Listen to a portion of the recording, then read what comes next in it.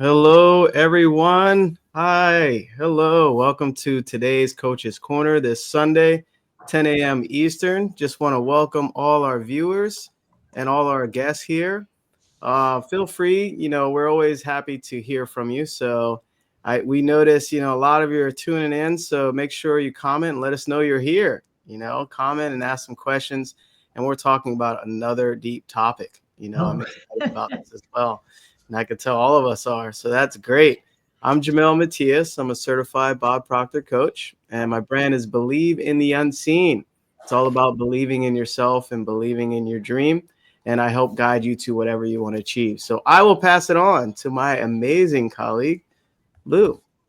oh, hello everyone. Thank you for joining us here today. And if you're catching the replay, welcome. We're so happy to have you here with us. So today's topic is really powerful, persistence. We're all excited to discuss it and share what we know, what we've experienced about persistence with you.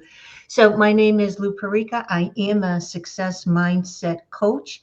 And what I do is I help growth minded women who want more out of life without the guilt, without the hustle and grind, to shift the way they think so their results improve in all areas of their life. And I will pass it over to my colleague, Alicia.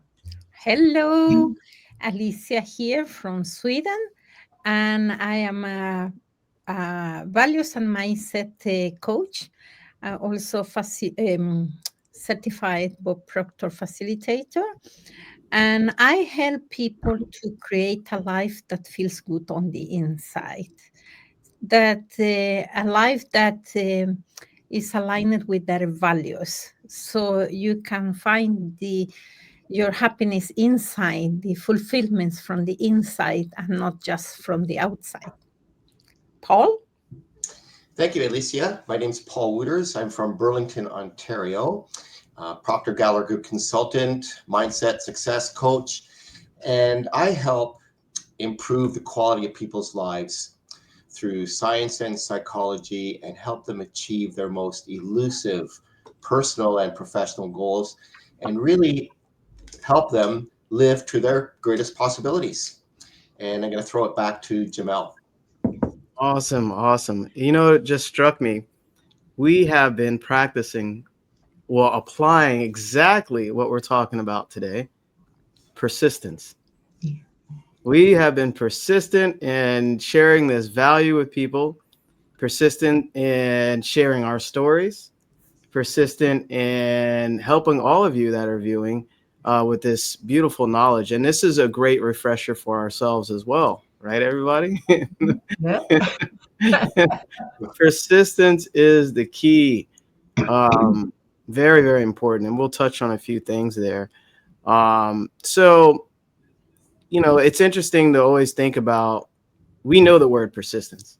It's not like it's, paradigm or practice or, something like that. But we know what persistence is. But just thinking about it now, after reading this and rereading it and getting it into our subconscious mind, has anybody kind of had an epiphany like, wow, this is more important than I gave it credit for? Anybody want to share there with that? Yeah, I'll go. I highlighted something from the persistence article that I really it hit home with me. It says persistence is never developed by accident. You're not born with it and you cannot inherit it. And there is no one in the entire world that can develop persistence for you. And this is why we've been coming on every week, because we're here to share that everything works by law and that we're all instilled with these powers, but we're the ones who have to activate them. And what drives us to be persistence, they really go hand in hand. It's desire, right? The want, a strong burning desire, along with persistence. So I put in a quote in my Facebook this week. It says, ambition is the path to success, persistence is the vehicle you arrive at. Right? It says, ambition or desire gives you direction, but it's persistence that gets you there. It's easy to start off strong. We all have started off strong in some area of our life at one point or another.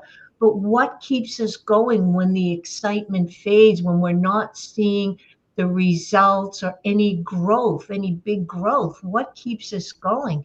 And that's the persistence to keep going regardless, and knowing that everything works by law. That for me is key, knowing that everything works by law, and that you're going to come up against challenges and struggles. Absolutely, because that's part of the growth. This is what builds, makes you stronger. But that's why you must first have the desire. That is so key. But the persistence will get you there. Sometimes longer. And this is why when we understand our job is the what, the who, and the why. What do we really want? Who do we have to become? Who do we have to be with that goal achieved? And why is it important to us? The how and the when is up to the universe, right? We don't know exactly when the goal will be achieved. Like the law of gestation, we know a carrot takes 70 days. We know a human baby takes about 9 months. But to take an idea, the conception of an idea, and bring it into birth, no one really knows. Everyone's a little bit different. So this is why knowing this, you have to have faith and keep on persisting. I'm going to add to that, Lou. I love what you brought up there, because persistence isn't, it's not something that's taught. It's not something that's inherited. You develop it. And, Lou spoke about, what is your desire? So what is your want? Like, you don't even have to think about like why you want it. You just have to know that you want it. The why, it doesn't matter why. You can ask people like, why do you want that? They don't, well, it just makes them feel fulfilled. They can't even describe in words why they want it. It makes them feel alive. There's something inherent in their spirit nature that they just want something. And when you want something, you will be driven to it. So you have to decide what it is that you really, really want. And it's not the why. You just have to know what you want. And that's, you will be driven to that goal based on that thing. And too many people get into just settling for what they have. And well, it's okay, because they don't really want to make that extra effort or be let down, or that fear of failure. And so, last week we talked about decision. And so they decided not to go for it. They've decided to fail, because when you quit, that's a decision as well. But so you have to figure out, determine, and, go through a period of self-reflection and decide what it is that you really, really want. And when you do, you look around, I'm sure there are things that you've done in your life, or that you have, and at some point you looked and thought, that's what I really want. I really want that. And so you made it happen, because you decided that's what you want, and you just overcame the challenges, the obstacles, and you worked your way around it. You worked your schedule around it. You did whatever it took, and that's persistence. Yeah. I agree, and I felt this week I had a goal that I was like, oh, maybe I'm going for another goals, and then I realized that it's because I haven't decided exactly what I want. So I started to, maybe I move forward to another goals, and it's because, and then when I was studying this, I remember as I just, oh yeah, I don't exactly know what I want, and it's why my persistence is like diluting. What is the in English? Delusion. like, Right. and the thing with persistence is that you set a goals, and then you don't stop until you achieve that. And as Lou said, everything has a gestation time. And because we don't know, we know that carrots, for example, they take from 7 days to 21 days, depending the temperature where you plant that. Or the dog, how many weeks? 9 weeks. And then I think that is 9 weeks, and a baby 9 months. So that we know exactly the gestation time, but when we set a goal, we don't know when it will, like, you know, come up. On is why you need to or we need everybody, because I think that persistence is within us. Everybody has the persistence. You need, yeah, it's like a muscle, and you need to work out that muscle, so you can get the the the stronger or stronger. And I mean, this nothing great can be achieved without persistence, because nothing comes from somebody that quit. So it's a lot of people quit when it's hard Mhm. instead of continue, Mhm. And I tell my clients that just because you buy a gym card, the membership of the gym, you will not get your muscles tune or ripped, the six pack. You need to have a persistence and go to the gym and do this training every day, or the time you decide. And so depending what is your goal with that.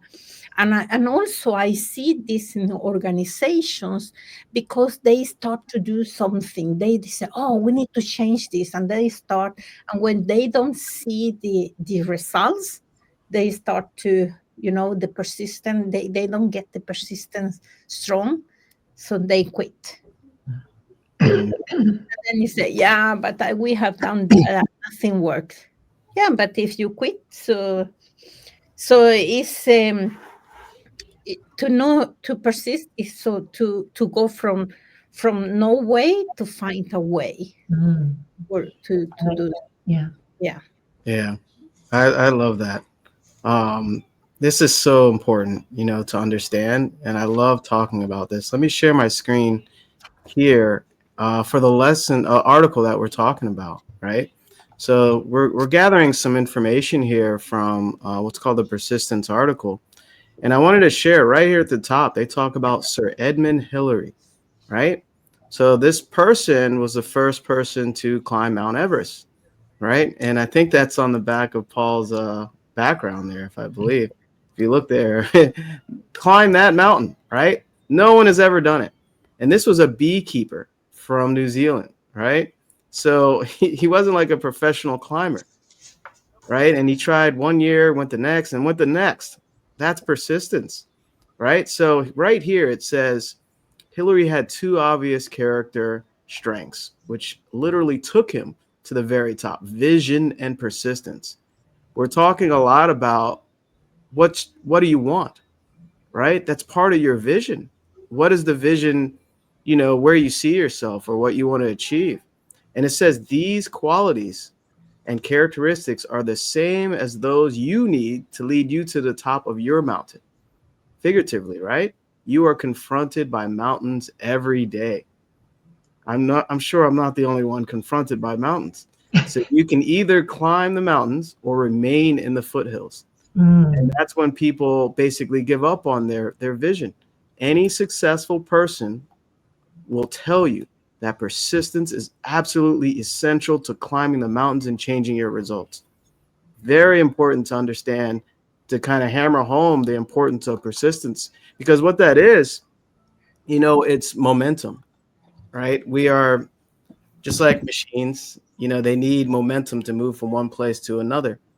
And without that, and I think this is in the psycho cybernetics, they talked a lot about movement and momentum. So persistence happens naturally when you fall in love with that goal, when you fall in love with that vision that you see yourself.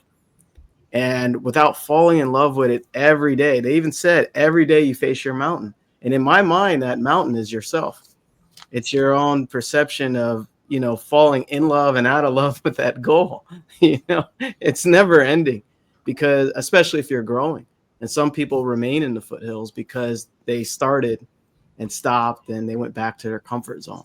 This is why, mentorship is essential, because you don't really have an awareness of what's happening when you're in that foothill by yourself. Just, one thing that really jumped out at me right there at the beginning, they use an example and they tell you, you have to have the vision.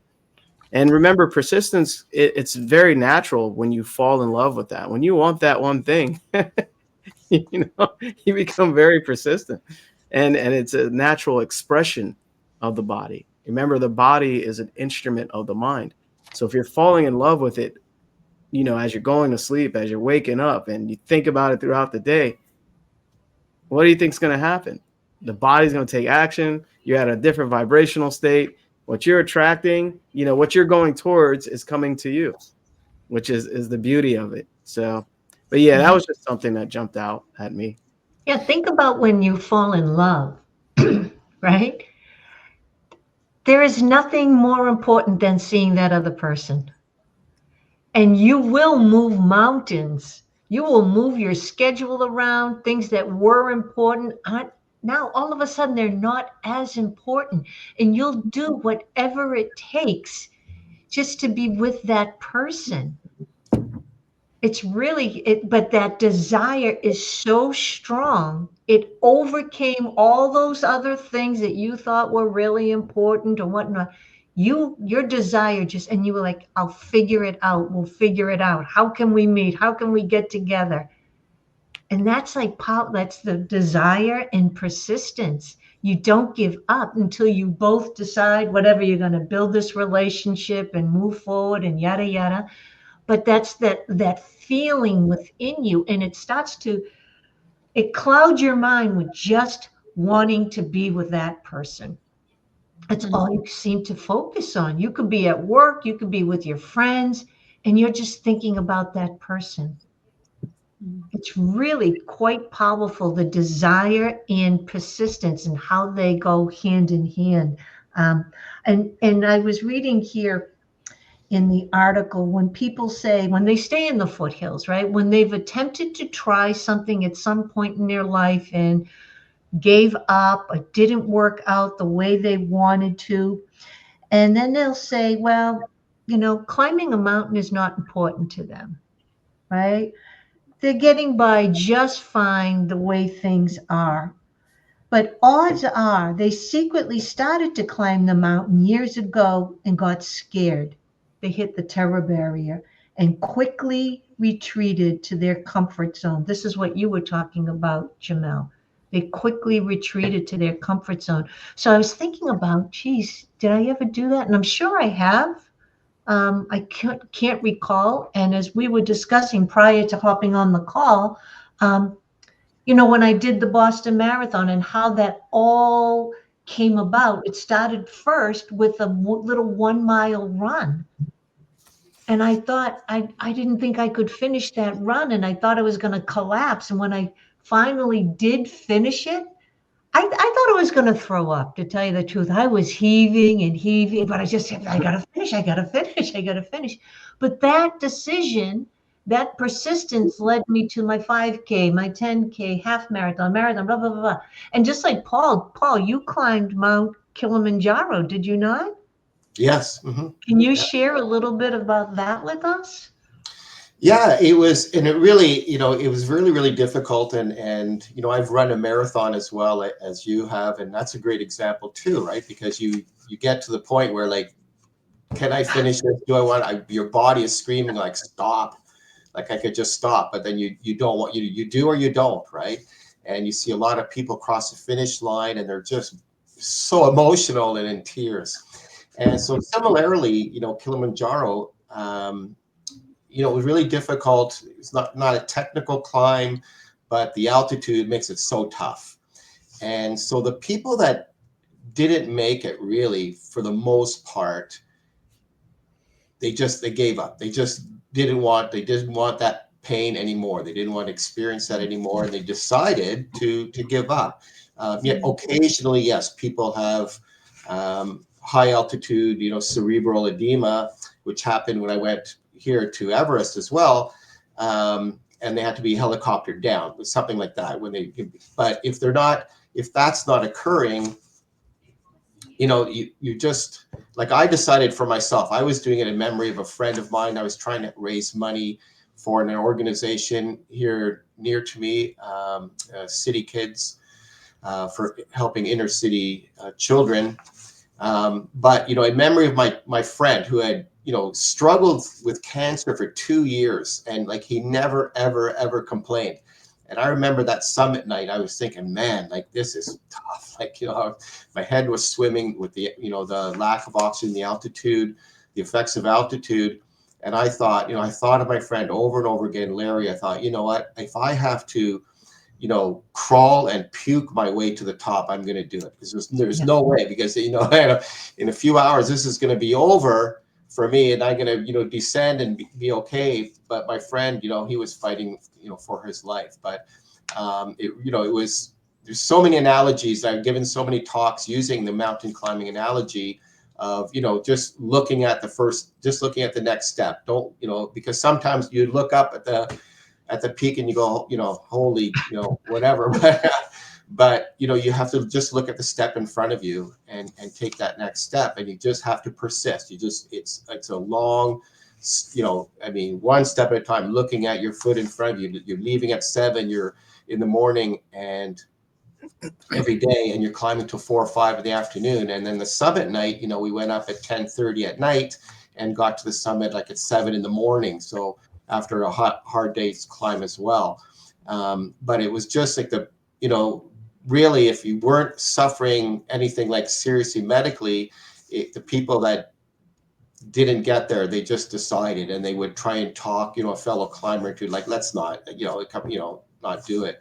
But it was really, it wasn't your physical condition so much as mentally that you wanted to get there. And I just, had that vision. I just saw myself at the top. And when I was trying to do my fundraising before I left, someone said to me, like, what happens if you don't get to the top? And I mean, it was an honest question. It wasn't, they weren't trying, but internally, I felt kind of insulted. They weren't insulting me, because I hadn't even entertained the thought of not getting there. I only saw myself to the top, and I imagine, Hillary had to do the same thing. I went to Everest here, and I couldn't fathom, him trying to climb that thing, and no one had done it. There's no one had laid ropes or done anything before him, and there wasn't a planned route, and he had tried, and the people had tried had only died. So but he had that vision. So, I had to have that vision of just seeing myself at the top and just persisting, just one step at a time, like literally, figuratively. It was just one step at a time, but I wanted to do it. I felt I didn't want to come home not getting there. So, I didn't want to come back if I didn't get there. So it was just a real good example. Thank you, Lou, for that. A real good example of persistence. Yeah. So something that popped up for me when I read that saying is that people today are looking for shortcuts. So it's not the same like going to Kilimanjaro or whatever. Take the helicopter to the top, or to do the same, to go yourself. So people are seeking looks for shortcuts. These new secret sauce, or the new get rich quick scheme, or the next super secret ingredients or diet or something like that. So people are not willing to pay the price or they put the time or I normally say not willing to pay the price. And normally I say the price is not money. Money, you can get that, but it's the time.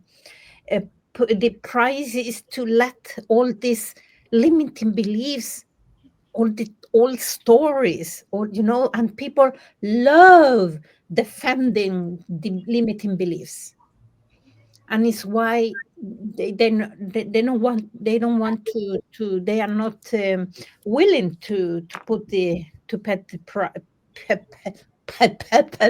pay the price. My tongue is pay the price to get the reward.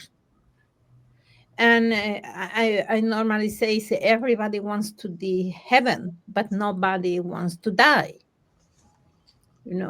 So it's when you put the persistent there, that the time will be hard. You need to maybe to say no to something to get something better, or the price is like maybe you need to stay late and do things that you cannot do, or to get rejected. So it's so much, but people are not willing to pay the price. Yeah, I'm glad you brought that up, Alicia. And Donna, I see your question there. I'll address that in a second. Just to tie in a little bit of what you shared, Alicia, we might have been on the same frequency there, because the quote that I underlined: "Fame only comes calling after a high price has been paid, and many people march in the foothills and refuse to pay that price." Yeah. And basically what Alicia shared there, and everyone here, the price isn't just money, right? A lot of people think price, money. It's also the preparation, the mindset. You have to tell yourself you can do that, and I will do that. And the price is the internal work. You really have to do some internal work. And I'm sure Paul, climbing the mountains, he had to do some internal work. That's the price he had to pay. Not only the time to prepare himself physically, but prepare himself mentally and spiritually and emotionally. So that's the price, a lot of us are, have to pay for growth, everyone. And Bob has a beautiful quote. Maybe one of you remember it, but he said, you have to do the work. And if you don't do the work, you won't achieve it. It's you have to do that work. There's no way avoiding it. And this is why it's important to face yourself, towards your higher version of yourself, especially if you've been trying to do something and you haven't made any progress with that. And it's always great to have accountability and mentorship to help you along the way, because many times in my life I was challenged and I didn't realize I had to pay the price. Now I see a different perspective of it, a higher awareness of it. So Donna, you shared something very powerful, and thanks for joining us again. I'm always happy to see you. If you're not persisting as much as you should, does that mean you don't have the right goal or need to change some of your habits or behaviors? I can just flat out say something really quickly and pass it on here. It doesn't mean that, you don't have the right goal. It may be that you're not falling in love with it. Kind of what Lou shared, right? It's like that person that you really love, right? You're persistent towards it. So meaning that your body won't do certain things to get to that person, or call that person, or get the guts to ask, hey, you want to go on a date? I've been in that position, because I was just so like, oh, she's so pretty. I'm really scared to talk to her. What if she thinks of me? All these limiting beliefs, right? So, but if it's a goal that you really want, right, it doesn't mean that it's the wrong goal, right? Since you're not persisting, or need to change some of your habits and behaviors are just the actions, right? Remember, persistence happens. It's just an expression. It happens automatically when you know what you want, and that's part of your vision. So anybody else want to add on to that?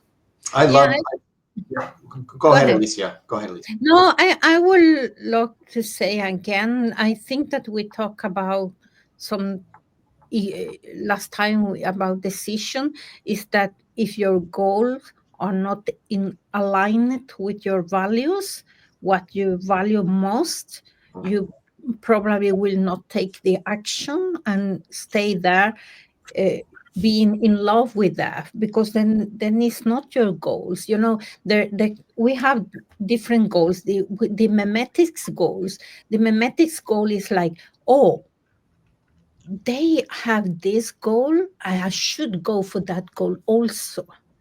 Then it's not, for example, I see many goals from people that people have to, and it's not my goals, because it's not what, you know, a Ferrari. I will never take action going for a Ferrari. Never, because it's not in my value. But other people have that. So it's why we need to sit down and say, is this goal aligned with my values, and I am in love with that values? And also, what are the behavior and the beliefs that I need to have, and the ones that I need to let go? And this is what I told before, is that we sometimes defend or beliefs and limiting beliefs and or behavior because they give a pet payoff. So you need to find a way why you have these beliefs and this behavior. Are they getting you a payoff? It's why you are deciding not to take away them and create new behaviors and beliefs. So this is what I want to say to Donna. Yeah, that's so good, Alicia. I'm glad you said that. That it has to align with your values. That is so important, so important. And I love what Lou said as well about falling in love with the idea. And I know you have this article, Donna, and there's a great, paragraph, and it followed what Lou started off with, and it says you literally must fall in love with the idea. You literally must, because then your habits and your behaviors will change when you're really in love with the idea. So I wanted to climb and get to that summit, and I summited a peak across from Everest here. And I tell you, like, a lot of days it was this love-hate relationship. Like, oh man, like, this is going to be a tough day. Oh, look, we have 4 or 5 hours of like straight uphill. And then, maybe it levels off for a bit or something. But I mean, it's a long time. And it was just like, oh, not this again. Like this was yesterday. Oh, some things you don't like about it. Everybody has days where they get up and you just don't want to do, you just don't feel it. You're not feeling it today. You don't want to go for that run, or you just feel like, oh man, I got to make those calls. I just wanted, and that's very normal, of course. But yeah, you have to really fall in love with the idea and check, as Alicia said, does it align with your values? Because if you're really in love with the idea, as Lou said before, you will do anything. You'll rearrange your schedule. You'll move mountains to do or be with that person or to get that thing that you want. So your behaviors will change, but you have to really fall in love with that idea. Because then the persistence will be automatic. I want to also mention that many times, so in the conscious mind, the logical mind, that's where our wants and dreams are. But the subconscious mind is the emotional mind. So you can want something, dream about something, right? But unless it's an emotional goal, it just kind of hangs in the conscious mind, because the subconscious mind is controlling the body. 95% of our results is coming from our subconscious mind. But here's another thing. I was watching, I've been watching You Were Born Rich, and Bob and John Canary did a section on expectation. See, I expect to win. I expect to cross that finish line. I expect to get to the top of that mountain. I may not know how. It may not happen in the time frame I want to, but I expect, and I am willing to dedicate my life to getting across that finish line or getting on top of that mountain, whatever it is, because I expect to do it. Because we're dedicating, I remember Bob saying when I first said, oh, dedicate your life. Ooh. And I remember him saying, well, that sounds like a pretty big statement, but you're dedicating your life to something anyways. So it may as well, you're spending the time anyway. So you may as well be spending the time on doing something, being someone that you truly want to be, but you must have the expectation. I know we say don't get attached to your results, right? Don't get attached to them. But if I don't expect to do it, then what's the point? I think about an old post that I did. It was a cat waiting outside a little mouse hole. How they have the little archway in the wall, and the cat was waiting, right? If the cat did not expect to get that mouse, then what would be the point? What's the point? So I expect to win. Absolutely. I expect to win. And I think that's part of the attitude, because anything that's easy to do, it's not really memorable. It's not really fulfilling, because just like Jamel said, maybe I didn't use my mental, emotional, and physical capabilities. That's why we have them, to put them to use. So when we do something that's easy, yeah, okay. When we do a strategy that gets us all kinds of leads and everything, yeah, it's nice, but it does not compare to the fulfillment within you when you are challenged. When you are challenged with a mountain, you say, okay, step by step, one step at a time, I will get there. That's the true meaning of living a full life, in my opinion. Wow. Yeah. I just wanted to say something about a clue. If you know if your goals are aligned with your values or not, is if you find yourself telling yourself like, oh, I must do that, I should do that, I owe that, then sorry, it's not your goal. Because when you have your goals that, oh, I want to do this, I want this. Yeah, don't shoot all over yourself. They say. Yeah. That's great. That's a good one. Yeah, you're defining the language, the inner speech, right? Yeah, the inner speech. Yeah, that's really good. I like that, Lou. Don't shit all over yourself, everyone. There was something that I wanted to share here that comes to mind. Whatever you conceive and believe through persistence, you must achieve. That really jumped out to me because conceive is, what are you conceiving in your conscious mind? Kind of what Lou was explaining there, right? So what dream are you building? What desire are you having in your consciousness? And belief, we talked about that with praxis, a few weeks back on Coach's Corner. You have to believe it, right? And this comes with the expectation that Lou was sharing as well. And through persistence, through it, you have to achieve. It's only natural. It's nature's law. So it's inevitable that you achieve. If you have this little formula right here, this one little sentence, very powerful. And that's why it's highlighted here. Whatever you conceive and believe through persistence, you must achieve. So here it says you must begin your persistent exercises now.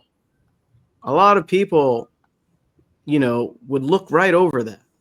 Now, right after you watch this, right?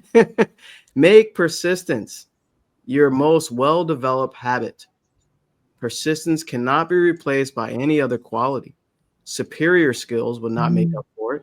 That's huge. How many people have superior knowledge but inferior results?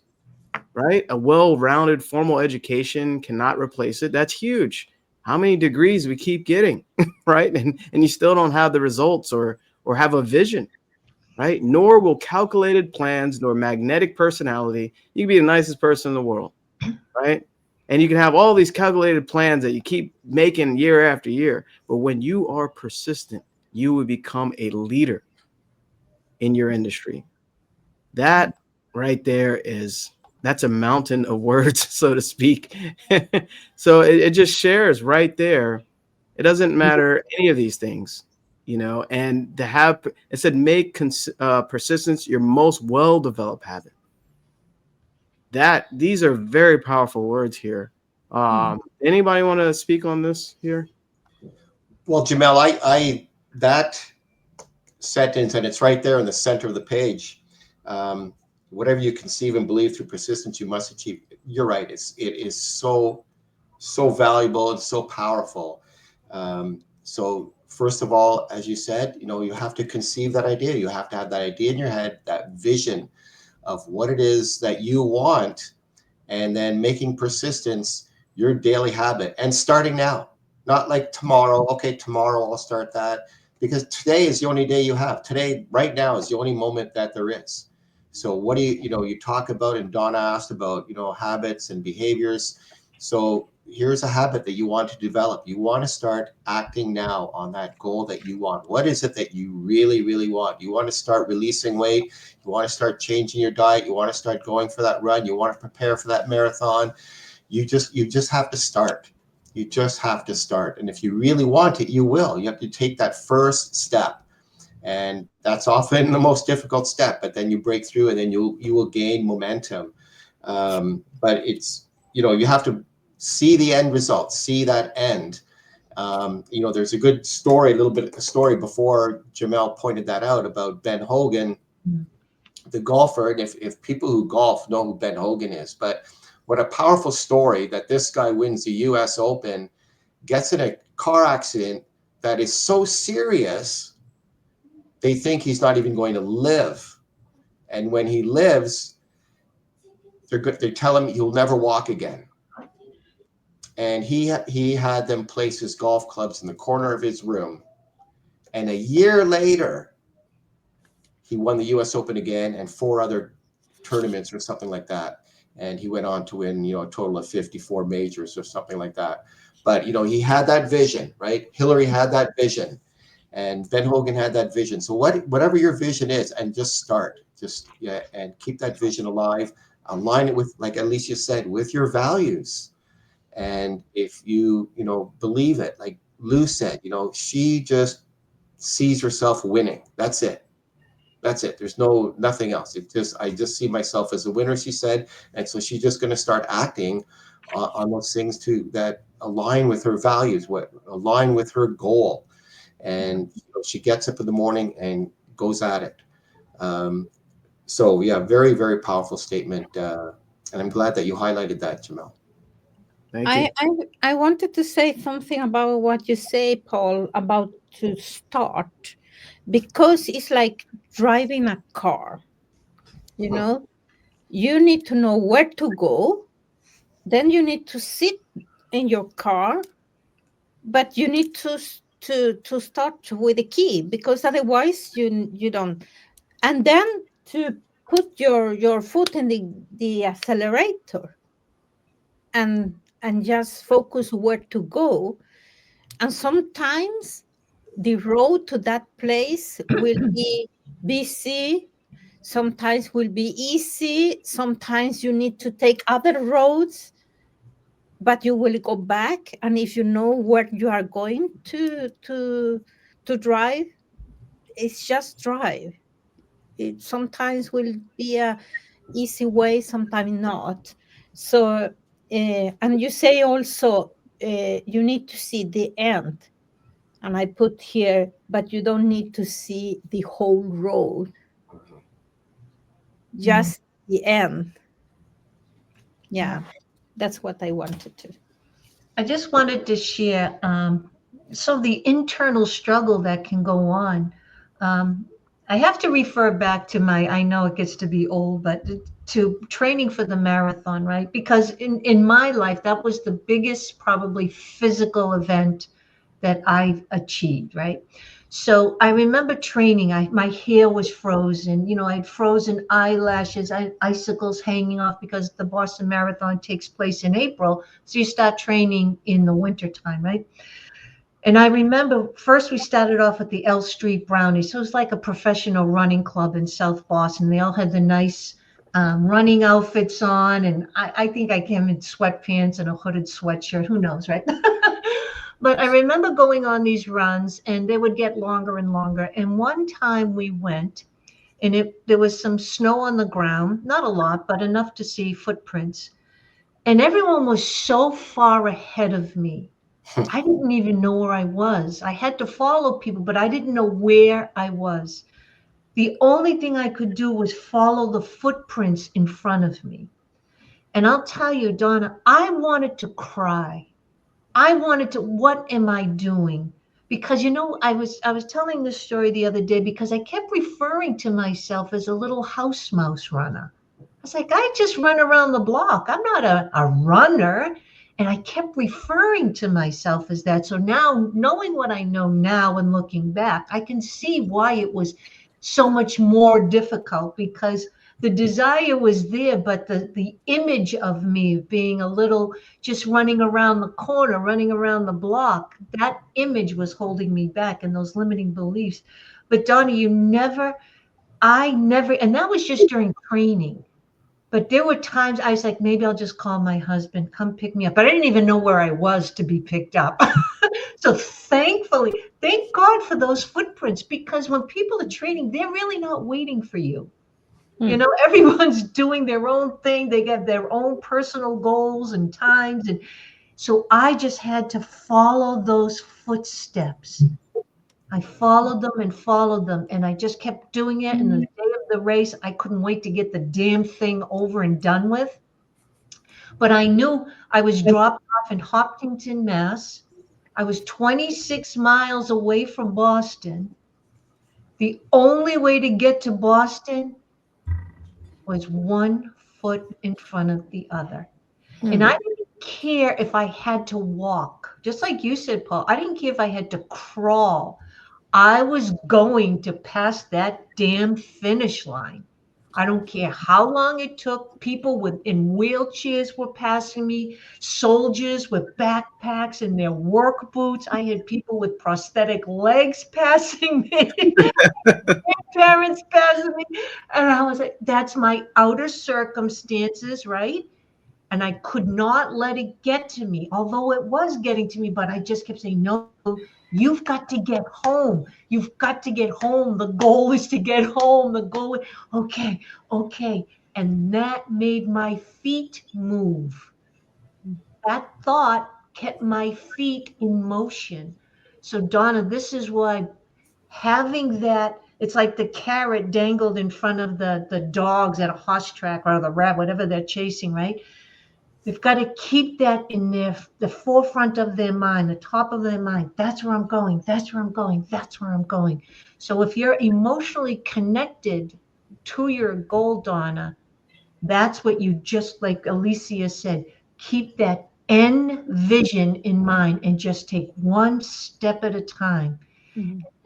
And the more you grow, the more you're just going to fall in love with yourself and how amazing and what a blessing it is to have a human experience, because you're starting to understand what it's all about.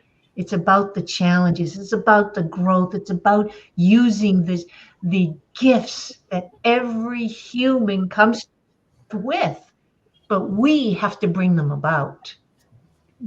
Yeah.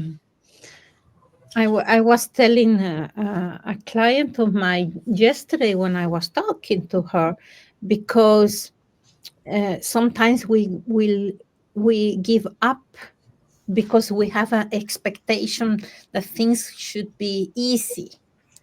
But life is not easy. It's a tough thing.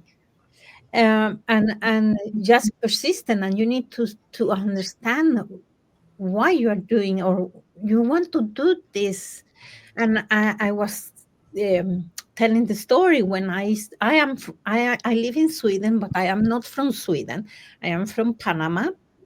And then I, when I came to Sweden, I decided that I wanted to do my master degree. I studied in Odessa in Ukraine, a master degree there, and then came to Sweden. I didn't wanted to work in that field, so I started over. And when I started the I needed to learn Swedish, and so it took some years, like for 5 years, until I learned. So I was 28 years when I decided to do my master degree, and a master degree is 5 years. And I started the school, and I was alone because I was 28 years. My colleagues were 19 and they wanted to party. I have 2 children, and and I was, after 3 weeks, I was like, oh no, I'm going to give up this, just because I didn't felt like I was a part of a group. But the Yeah. thing is that when you have a goal, it's your goal. And then I needed to remember me why I was doing this, why I wanted this. And then I decided, oh no, this is for me. I'm doing this for me, not for everybody. And I am not here to be part of a group. I'm here to study. And it's why it's so important that your goal is your goal, and be in love with that. So. Yeah, that's so true. And I'm just gonna add a little story here. And 2 years ago I went to Everest Base Camp, and then we summited a neighboring peak. But the year before that, I had total knee replacement, and so now I've had both knees replaced.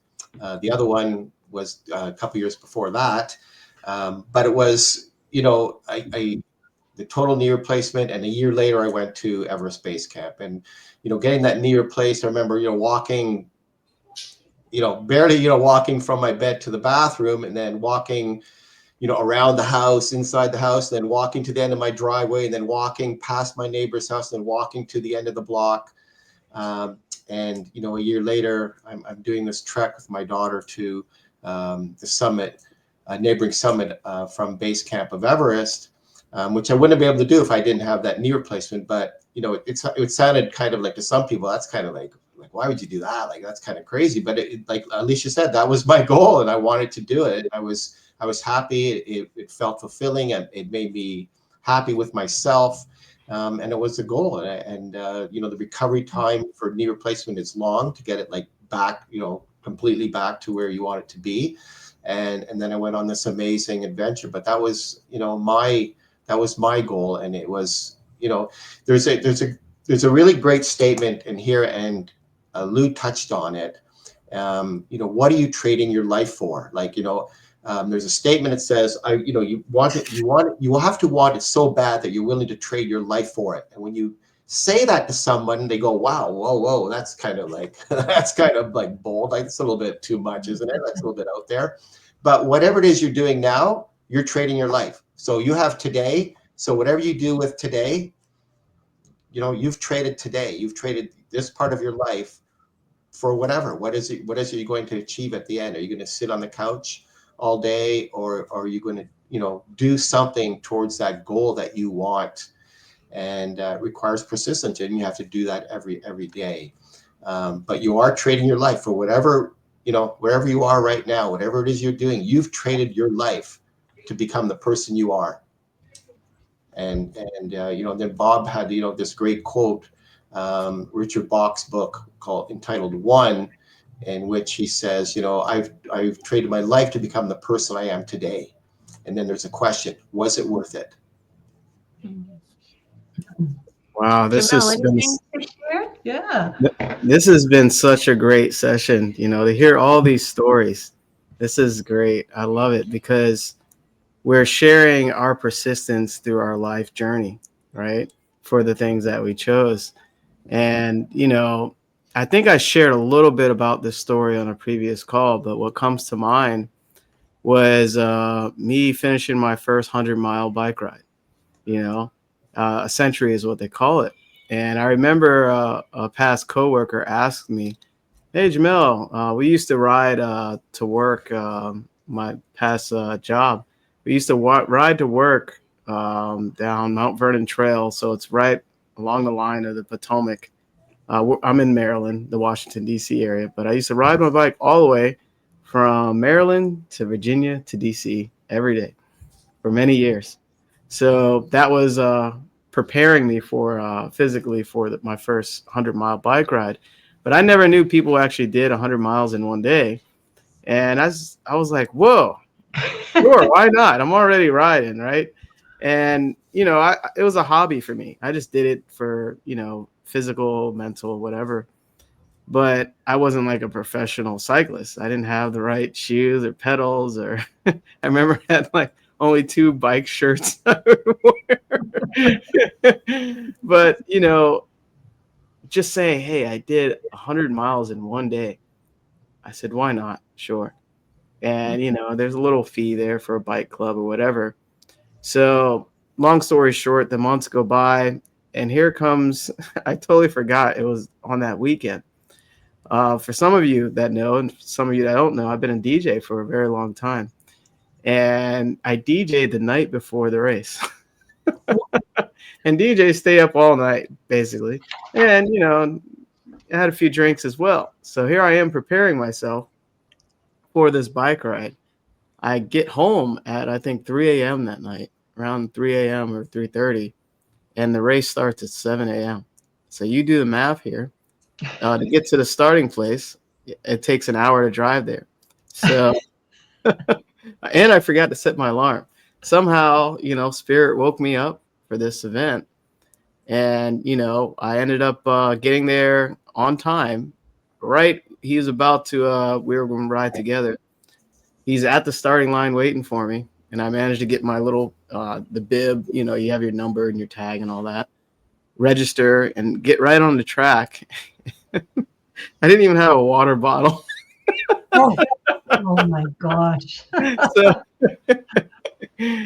anyway, you can imagine that first 100-mile bike ride based on the circumstances that I did or forgot, but I was determined. I was persistent to finish that race. Mhm. So every, thankfully they had checkpoints where you can have breaks and you drink water or Gatorade or, nourish your body. So those helped. I think it was like 3 or 4 stops throughout. And I didn't really care about the time that I finished or, who was passing me. It was more importantly for me to say, hey, I did this in my life. Mhm. And, I had my wife there waiting for me at the end, I believe, on that first one.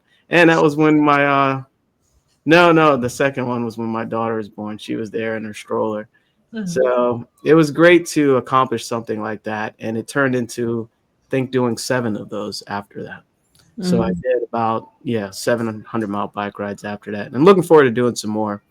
But persistence. The goal was, I fell in love with it. I said I at least want to do one in my lifetime, and it kept repeating after it, right? Mhm. And then I, done a lot of other physical things.